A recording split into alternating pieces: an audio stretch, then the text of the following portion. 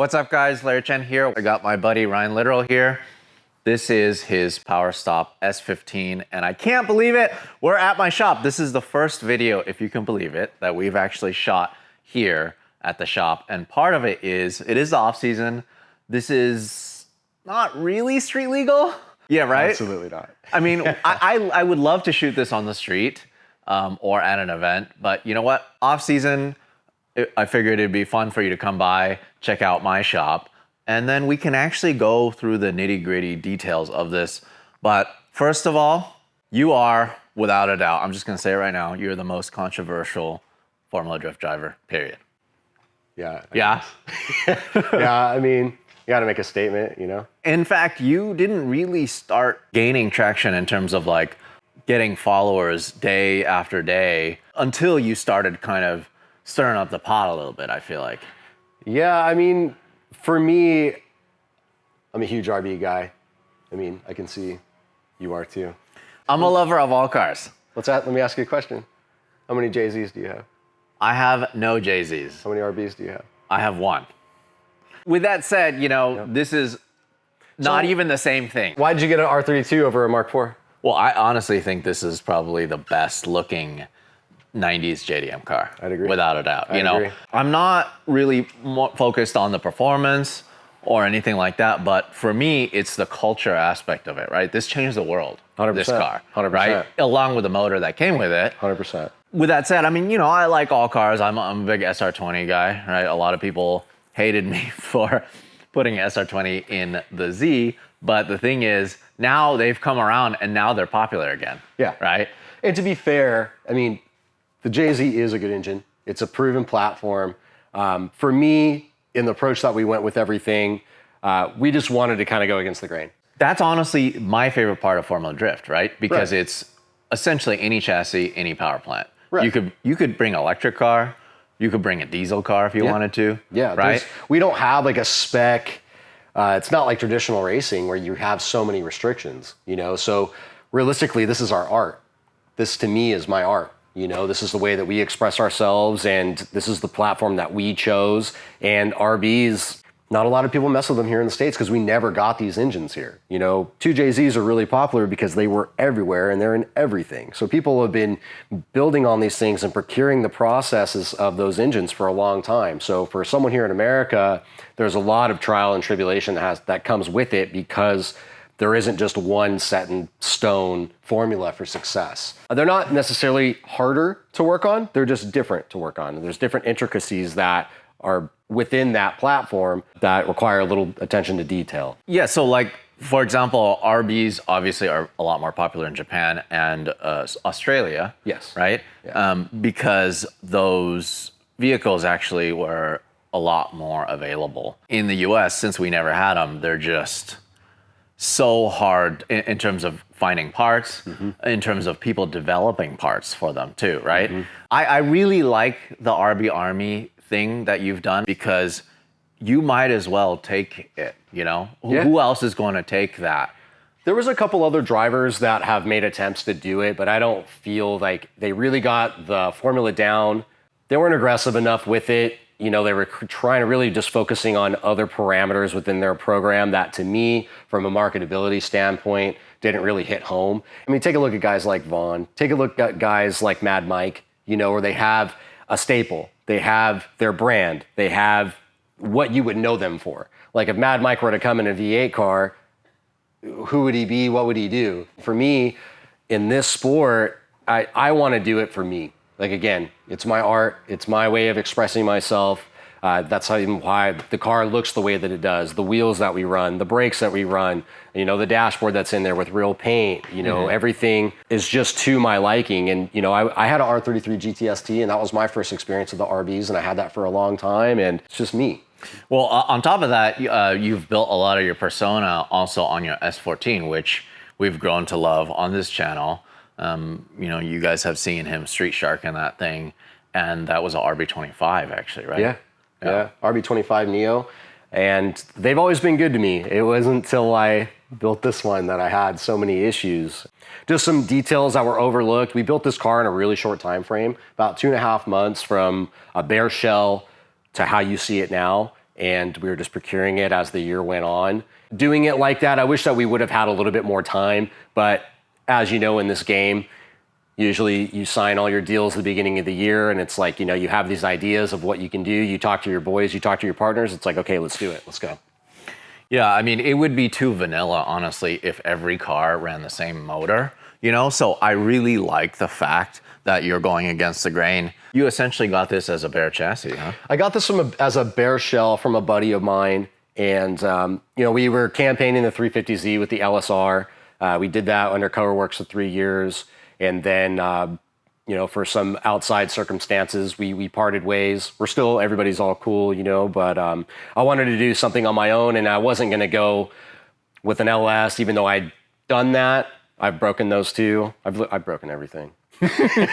You know, since I love my S14 so much from a driver's perspective, the way that the power comes on, the way that the chassis feels. For me personally as a driver, I think that the S chassis are the best drift chassis out there. And I wanted to do something cool. You know, I saw that Bullet Engineering came out with a billet RB-26 block. We formed a relationship with them and they helped us out. We got 2 billet RB-26 blocks, which actually saves about 50 pounds from iron. It's fully serviceable, so if you melt a piston down, you can punch the sleeves out, put new sleeves in, you're ready to go. So is it still 2.6 liter? So it has a 2.8 liter stroker crank. It's a 79 millimeter Cali's Performance Comp Star. Really full counterweight, so it's super buff. You could probably make close to 1,500, 1,600 horsepower on that crank. Traditionally, especially in Australia, people would take this and use it for drag racing, right? Yeah. And I mean, or circuit racing. So this is more similar to a circuit racing style type of build than a drag style type of build. And then in this configuration, what is this dyno at? So this dyno on this BorgWarner 9280 EFR, we put down 903 and like 700 something foot-pounds of torque at 32 psi at 9,200 RPM. 9,200. 9,200. Before you started this whole RB Army thing, I feel like you got a lot of attention just from your driving, you know, which is balls to the walls, always on rev limiter, lots of angle, and just, I don't know, you just like to put on a show, right? Yeah. That's your style. That's kind of what you are known for. And then that's why at Grid Life, you know, when the drift session's about to come, everybody lines up and they're just kind of like waiting for you to come around the corner and just throw in crazy backies and just put out all this tire smoke. For me, I'm always a fan of drifting. At the end of the day, I remember when I was like 15, 16 years old, going to my first D1 event and really finding drifting. And I just like to drive what would excite me, like what feels good to me, not being judged from the outside. I like driving what I would, if I was a fan sitting in the stands, that's what I would want to see. That's what would inspire me to go. That totally reminds me of Daigo Saito, right? So like we had a chance to go to Japan to shoot him compete in D1 Grand Prix. As you know, they use that GPS-based and also inertia-based system, right? Yeah. For judging. But he's like, I don't care. I'm still going to go balls to the walls, full angle, scraping walls, and basically get deducted. But guess what? The fans love it. Right. And at the end of the day, we're there to put on a show for all of you. And that's my job. And I love my job. This is the heart of the build. Tell us a little bit more about kind of the hardships and what you've figured out to get to this point. So it was something that we found on the dyno with Koji Arai. We just kept cracking cylinder heads on the exhaust side. We kept thinking that it was like different. We tried different spring combos, different valves. We tried a multitude of things, different port styles, combustion chamber styles. We just couldn't get why this thing was just kept cooking heads. And we got on the dyno with Koji and he was like, hey, your water pump's wrong. So it was feeding the outlet the entire time. You know, there was a lot of people on it at the time, just trying to scrounge just to get it ready for Road Atlanta. And it was a fine detail that was missed, man. And it was a costly expenditure. So it essentially was pumping water backwards. Yeah, cooking the head on the inside. And you never really knew how hot it was. It was a hard lesson learned, you know. It's just really being thorough and not having too many people on something, you know, just really having just this guy needs to do this guy needs to do that. Everybody needs to be familiar with working on it. So it's just learning everybody's role and being streamlined is what I learned moving forward. Again, hard lessons learned. Other than that, the engine was great. You know, we never had a problem with the like the crank, but I mean, that's why it was the first engine that went, it was like catastrophic failure. The combustion chamber blew out in cylinder 6. Like there was nothing left of the head, took the cylinder out. Took our turbo out. That was a really costly incident. Tell us about all of this stuff. I mean, it's so cool that your logo is on all of this. Yeah, so that's the PRP R35 coil pack kit. So this runs R35 coil packs. They're known to be good up to like 1,500 horse. It's got the PRP Pro Trigger kit. This uses a Motec GT101 sensor. It runs a Cherry Hall effect sensor on the bottom with a 12-1. It's got twin tile 44 millimeter wastegates. That was my logo on there as well. Those guys are cool. That is so cool. It's got a Barnes 4-stage dry sump. I love that it says sponsorship material on it. That's it. You can't get that. Only we can get that. It's got SuperTech 1 millimeter oversized valves. It's got then their long stem because this runs a true solid lifter. So those are custom buckets with a long stem valve. So you basically tip the valve to get the desired shim height. It's got Tomei 282 Pro cams. Custom Mahle pistons that are WPC coated rings, Manly Turbo Tough rods, ACL race bearings, calico coated. Pretty much one of the most built RBs in the US, huh? I'd say so. There's some guys that build these cars that you don't really know. They're not really about the limelight, but as far as I know, as far as I'm concerned, yeah, for sure. And this, like I said, this setup right here could probably take you to 15, 16. Wow. It's got this really gnarly Durale oil cooler on here. So they usually use these for their trophy trucks. Their trophy truck guys they send this to. And this keeps our oil temps at like 208, 210. Even after a hot run, it's all shrouded. Got some buffs, ball fans on there. Plasma Man intake manifold. It's got injector dynamics, 2200cc injectors. Incredible. The packaging is really nice. Like I remember when you started this build, because you've learned so much from the S14 chassis, right? Yeah. And I'm sure a lot of stuff that you learned, you essentially brought over to this. I learned a lot from the 14 and from the Z as well. The Z was built really nice. You know, it's got it was obviously a next level car compared to the S14, but taking what I'd learned from working with both of those cars, you had like the style, more root style oriented car to a professional pro car. I knew that we needed to blend certain aspects of both in order to make an effective competitive chassis with what we wanted to do. Tell me about the front suspension. Front suspension is WiseFab V2. So the latest and greatest from WiseFab. It's the best angle kit suspension setup that you can get on the market today. There's things that you can do with WiseFab that you can't do with other kits. It's just, and then after working with it for so long, we ran it on the Z2, and those guys are great. They take good care of us. It's got Feel 442s front and rear, which is a two-way adjustable coilover from Odie. I like working with Odie too because he's a competitor himself. And he has an S15 also. He has an S15, he's got an S14, he's got an S13. Yeah, so he really knows what works well for these cars. The wiring on this car too is pretty advanced. The guys over at A&X Electric out of Atlanta, they mainly work for a Porsche team and a multitude of other teams, but called Flying Lizard. I don't know if you're familiar with that. They always have the coolest, when in terms of shooting sports car racing. Yeah. Like they have the best liveries. Yeah. And it's just such a cool team, like just the whole dynamic. Yeah. Yeah. So they wired the car. It's got programmable sensors. These Deutsch sensors here. Those are programmable for whatever that you would want to. Right now they're programmed for damper position, tire temp, and wheel speed. We can't run wheel speed in Formula D, but it is wired up for testing purposes. And everything's mil-spec. So, you know, it's got the mil-spec connector there. You don't have to unplug everything. You just take it off from the connector, and that comes out with the engine. So tell us about your wheel, tire, and brake combo here. So these wheels, this is called the Monaco. This is my signature line. See my little signature down there. So my signature line that we have with Heritage Wheel. Everything's made in the U.S. These are some really good looking wheels. They're not too bad, man. They're not too bad. How many sets of these do you have for like a Formula Drift weekend? I think I had 22. Oh my God. Yeah, yeah. And then we have GT Radial, the new Champura SX2 RS. We run a 255 35 18 up front. We run a 295 40 18 in the back. And our brake setup is the Powerstop Z34 Nismo kit. This is a bolt-on kit that you can get from Powerstop. They have a conversion bracket on the back that utilizes their big brake kit from the 370Z Nismo. So what's your take on that, right? Obviously, you're sponsored by Powerstop. Some people run like the smallest brakes on their drift car. This is something that I do want to come out and develop. The performance that I get from the Powerstop kit, paired with their cross-drilled and slotted rotors, with the great caliper and their great track day pads, I always have consistent braking performance. And I think consistency is the key to comfortability, and comfortability is the key to success behind the wheel of a race car. In Formula we weigh overall. So we are trying to meet within the parameters of a certain weight class in order for us to run the bigger tire, because the bigger tire is proven to be more effective than being super light with a smaller tire. It's just, more power, more contact patch on the ground, you're gonna go faster.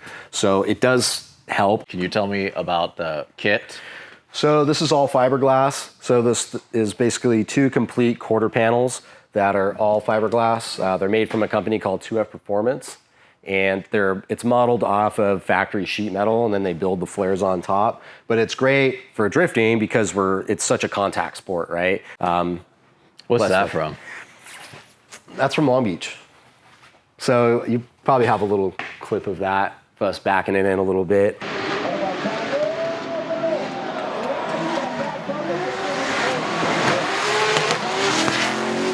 We got in a little bit too up close and personal with the wall, and folded all the way up to here. And you can see in the back here, the way that we have our tube structure designed is just 2 bars separate for each corner. So you're not, with the one single bar, we've found that it has a tendency to kind of tweak the structure behind it more. So it's better to give it a breaking point per corner. So we hit the wall a little bit and straightened out after that. But this was still able to stay intact, and it didn't even break the taillight. I actually really like this kit because it doesn't stick out from the taillight. Yeah, because they base it off of factory sheet metal, and they build the flare off of here. So it's more of like a factory aesthetic, which I really like too. The Koguchi style is pretty cool on that for the S13s, where it kind of bows out. But yeah, the GT style isn't really my style. I kind of like more of like the bell bottom. To me, like guys like Forrest and Ross Petty back in the day, the way that they would have their cars, like the D-Max cars too, like Naoki, their cars always look good. Yeah, so because you really put so much thought into the livery, the look of the car, obviously matching wheels, sometimes, unfortunately, that's an afterthought for some teams. Yeah. It's always performance first. So tell me about this livery. It's kind of like the version 3 of, my last name being Litteral. We have It's Lit. So we have like the flames, kind of a signature style that we have. There was an old school video called Hashira with Fumiaki Komatsu. It was one of the first videos that I saw. It was like an old school street drifting track video from Japan, and their cars looked like this. Like they had, chrome VSKFs, paint, really cool liveries, and they would street them and they would rip them, they'd take them to the track. In his interview, what he said, he was like, number 1, car has to look cool. Number 2, car has to work well.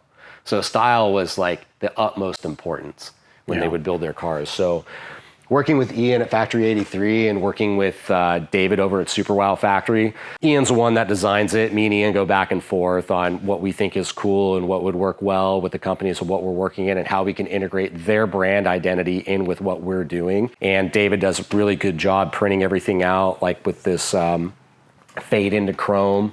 He has a really cool printer that's able to do all that, and some trick vinyl. This is another area that's neglected a lot of times. I like to shoot with remote cameras and mounting cameras on fences, and that essentially is what shows the top of the car.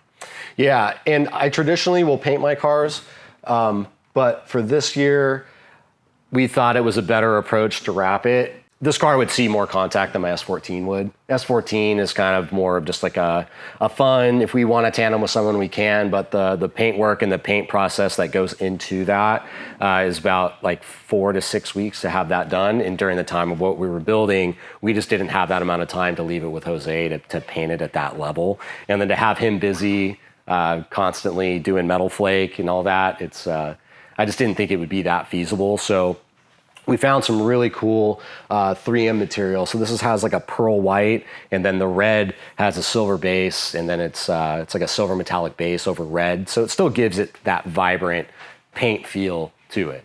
Can we take a look at the back area here? So what are we looking at here? So this is a PWR dual pass radiator. This is like their drift setup, paired with the Durale fan and shroud setup. This works great. Does an awesome job of keeping all my coolant temps in line. We have our Aftermarket Industries surge setup here. This is an interesting setup because it doesn't require a lift pump externally to fill the surge. It uses Venturi tubes that would pull into the to the tank itself, and you have twin Hellcat pumps in there that feed the fuel. This is flipped compared to what a lot of people do, right? A lot of people put the fuel cell behind. Yeah, they do. For me, factory location for S15, S14 is over the rear axle, so it's better balanced within the chassis, and it's also more secure. For me, having a fuel cell that's all the way in the back, and we're always hitting walls. We're usually hitting the rear of the car more than we are the front. So for me, safety, balance, the best place for me that I would put a fuel cell is right here over the rear axle. Obviously, our nitrous setup here. We run nitrous outlet. We don't run it all the time. It just depends on the track of where we're at and where we feel we need just a little bit additional response down low. The Borgwarner EFR series run really, really good. They're very responsive, having a titanium carbide center cartridge and wheel. Anti-gravity batteries. I don't know if you have any experience with those. Oh, those yeah. are super dope. I run those in every one of my cars. Yeah, because awesome. I'm tired of having to, if I leave it for whatever 2 weeks, you know, I can come back and I could just push a button, it goes to sleep, right? And I can just push a button and start it again. Yeah, so for those that don't know, these anti-gravity batteries are great. They have a jump start feature. So like Larry was saying, like if you have like a slow parasitic drain or whatnot, then the battery will shut off. And then when you go to start your car, you realize that it's dead. It has a little button, turns the battery back on. Or a key fob. Yeah, or the key fob. And then you turn it on and then boom, ready to go. So no more jumper cables needed. Yeah, that's pretty cool. So it's this right here. Because a lot of people do put extra batteries in back here as ballast, but you don't even need to do that. No. And yeah, you can add two, but the way that we designed the car, we felt that one battery was efficient. And I believe I weigh, with me inside it, maybe a little bit more now. But it's 3,050 pounds with me in it. But yeah, a lot of other teams can do that as long as the batteries are hooked up to run. There were some guys for a while that were just adding batteries, just not even hooking them up. Oh my God, there's so much tire back here, dude. Tell us a little bit about the interior. This is your office. This is my office. So the dash is a custom-made left-hand drive S15 dash from a company called Brickhouse. They are no longer making these. The guy moved back to Japan and sold off his molds. I don't know who has them. I've had some people ask. It's got a Haltech IC-7. It's got an Elite 2500 ECU. It has a Motec PDM30. It's got a Motec logger. It has a 6XD 6-speed sequential.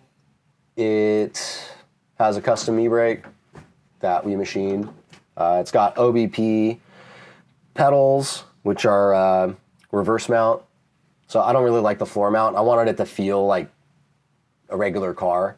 It's got a Woodward steering column. Right. So it is a real S15 that's been converted. So that's how we converted it. Because that's the thing is, you know how to drive right-hand drive pretty well because you drifted a R33 for a while, but you're just not as comfortable. Well, I wouldn't say that. It's just with the S14 being the secondary car and that being left-hand drive, and the way that we had structured this was to have the 14 be like the party demo car. Unfortunately, because due to COVID, that was another shortcoming of the year. It was just hard to get parts, so I had to strip a lot of parts off of that. But in a perfect world, both cars are running. When you want to jump in between chassis, you just want to be comfortable. Repetition is everything, right? So to go from left-hand drive to right-hand drive, you're using different parts of your brain and all of your muscle memory. So to be at a professional level, you just want to be quick. So that's why we converted it here. For me, being RB, it actually kind of hinders my performance a little bit because I can only go so big on the exhaust side. Like if I was able, 3.5 is the largest that I can go without doing anything crazy that I'm not allowed to do per the rule book. If I went up to a 4-inch, it would help us out a lot. Seats are Sawbelt X-Pad. These are really cool, lightweight bucket seat. Sawbelt harnesses. I like these because when you're getting in the car, you can. Oh, that's cool. Isn't that pretty dope? Yeah, that's really Super simple, just having Velcro on there. Tell me about the cage. You guys built this in-house? So the cage is actually from my friend Rob Parsons. Oh, yeah. You know Chair Chair Slayer, right? Of course, yeah. So this is actually a prefab cage. He had a laser scan of an S15 because he has an S15 himself. And his company, what he does is he laser scans it and then builds the cages in CAD, then bent and then laser notched and shipped to you. He basically designed the cage with a little bit of iterations of what we wanted. And then I had my boy Sergio at J-Town Fabrication weld everything in. It looks really nice. It's very tucked. Yeah. Yeah. Yeah. I mean, you could put, there's like not even a gusset here, and it is like right up against the, because it's just so tight to the chassis. We had this whole cage installed, tacked in 8 hours. Wow. So it's really cool from even like a fabricator's standpoint. You could have your customer purchase the cage, but still room for the fabricator at the end of the day to charge $1,500-$1,600 to weld it in, and everybody's happy. Because it's very high quality stuff. And the fit and finish, you know, it's awesome. Tell me about your steering wheel. I know you're proud of this. This is my new steering wheel from NRG. It comes in red and it comes in black. This is Alcantara 350 mil deep dish. Scared money don't make money. That's super cool. Meaning you need to believe in yourself. You know, go all in. There's no half step in here. In the back, we have right behind you is our dry sump tank. Formula D requires us to have a bunch of enclosures for anything filled with fluid. So yeah, our dry sump tank is within that little box. You take out the window right next to you, and then that's how you fill your oil. Got it. And then on this side is just where our power steering is. Our power steering pump is right here. We run our electric power steering pump, so I run a MR2 SW20 power steering pump. Can we take a look at underneath now? Yeah. This is the first time on autofocus we get to look underneath a car. There's so many cool things that you guys do to the cars underneath, and we want to look at them, you know? Yeah. Whoa. This is so cool. I love that so much. That is the PRP dry sump pan that they put a little spice on there for us. Oh, it looks so cool. Isn't that dope? Yeah, I love that so much. This transmission is something else, right? Yep. Yeah, it's definitely next level for sure. So, like in Formula Drift, how many people have moved on to sequentials?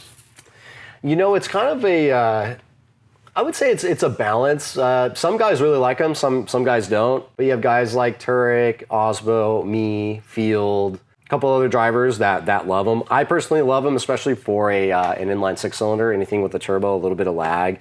I think that really helps you kind of stay within the RPM range of where you need to be. A V8, I know some guys that do run them. We had the same transmission in the 350Z with the LSR, and I thought it was definitely really cool and really fun. Do I think that made a difference between winning or losing? No, because a V8, it has so much torque and such a broad power band, you don't really need to be dancing around too much. Yeah, so I'm curious about this, right? So, like, are you even getting up into the sixth gear when you're actually? So fifth, sixth gear really is the. I had to make sure it wasn't. Yeah. It was like, hey, yeah, a fifth and sixth, there isn't really like a true 1-to-1. I think it's like a 103, and then sixth is like a 106, 108. Like I know. From my understanding, there isn't really a true 1-to-1. So really, to be into fifth or sixth is really where you need to be. It's where you're making all the power. Right. So when you're taking off, like let's say you're at a window, you have to go all the way from 1 to 6. I'd say 1 to 5th, you're pretty close. And then 6 is really there just if you need that little bit extra of an edge, because I'm telling you, you're not really feeling the difference there. Got it. Yeah. I mean, because you don't actually need to dance around. Like if you have a 4-speed, you can go from 4th to 2nd, like quick, right? With any transmission, jumping the gates like that's when you're prone to some transmission failures. Even in the 14 as a 4-speed, I'm usually 4th and 3rd. That's usually where I'm at with it, and we gear the car effectively to stay within that range.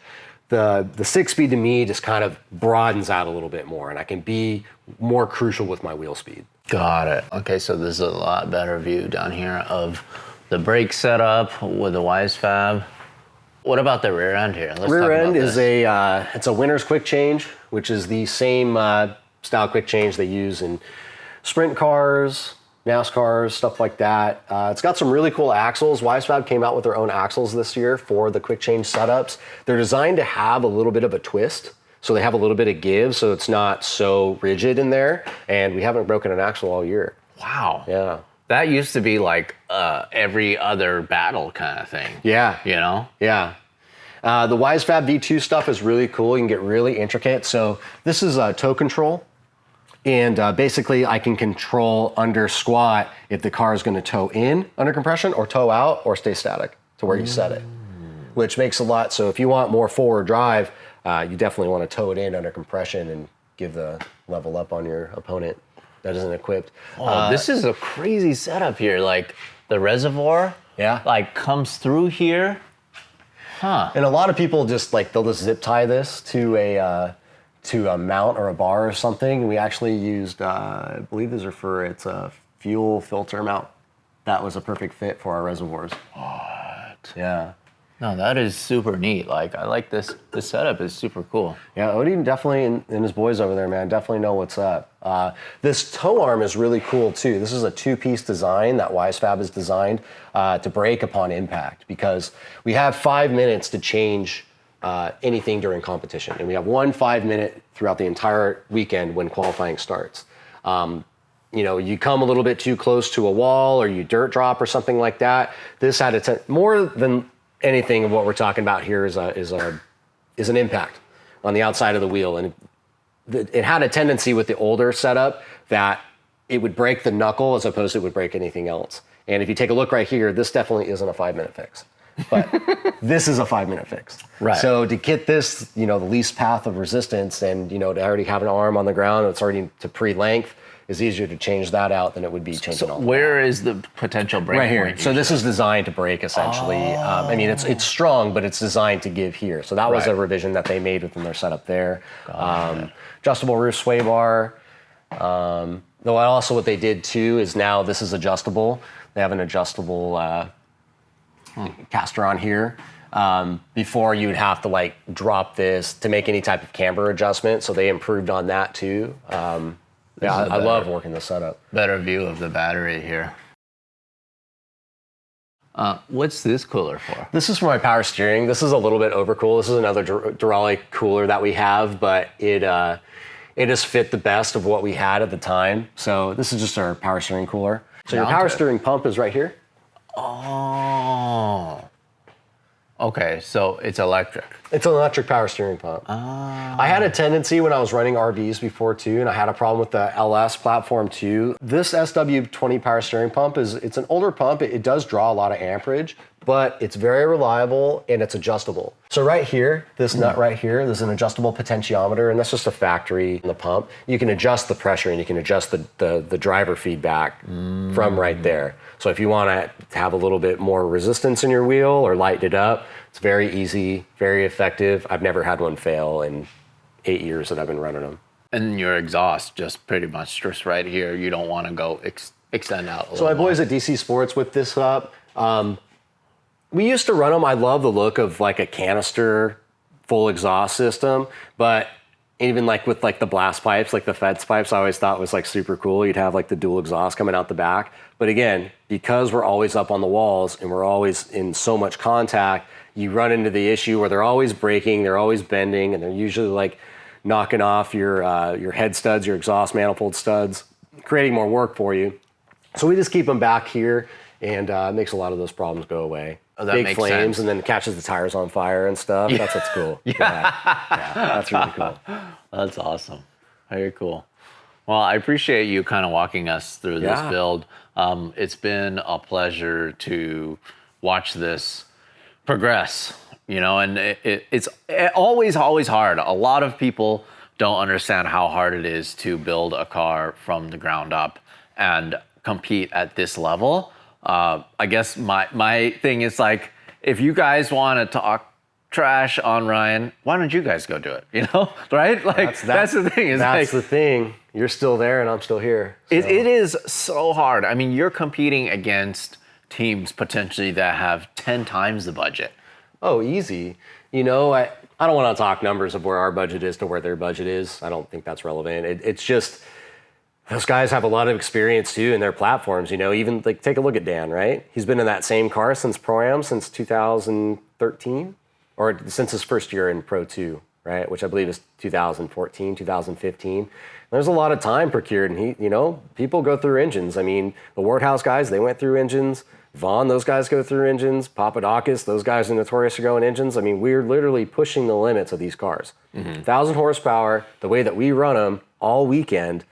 Even those drag cars, what they do, even the fast ones, 6 seconds, 7 seconds, which is fast as hell. You do that pass, and you're coming right back around. You're waiting 20, 30 minutes for your next run. We're running them all weekend. So it's more of an endurance style approach to building these engines and running them, but it's definitely a learning process. We're doing it all on our own. I don't come from some crazy racing family with some crazy racing background. I'm not an engineer. I'm not anything, I'm just a kid from the Inland Empire chasing a dream with my boys and having a good time doing it. Yeah. That's very evident. But hopefully, soon we can do some street striking with this or your S14 more, or maybe both cars at the same time. That would be pretty cool. I would love it. That would be super cool. I would love it. We'll find a way to get this. We got some paperwork on it, so we might be able to take her out on the town, so to speak. There's plenty more cities that I want to do a same thing. For me, as you have watched the videos, if you guys watch the videos, you see that it's just car culture at its finest. It's just a bunch of people, our friends, touring cities, and it's more an exercise for me to get unconventional cars in an unconventional location and just kind of show the beauty of it, Yeah. So we did it in Chicago, and we did it in New Orleans, and it's just a cool thing. It's just a fun thing. And that's all it is. And that's what cars are, man. They're cool and they're fun. I was talking to my buddy that came with me, and if you come from like a rougher area, not a lot of opportunity. There's a lot of things that you can get involved with that can be detrimental to your future. And cars are definitely a cool thing to get involved. They're the cheapest thing, no, but that's what kind of gives you drive and purpose to want to strive for more in your life, and you learn more. That's why I love this whole process. Even though it was a really hard year, I learned a ton that I wouldn't have been able to learn without doing it firsthand. So I'm grateful for the trials and tribulations, and I'm grateful to be a part of this community, and looking forward to having some more fun. There you go. Well, see you at Formula Drift 2022. See you guys.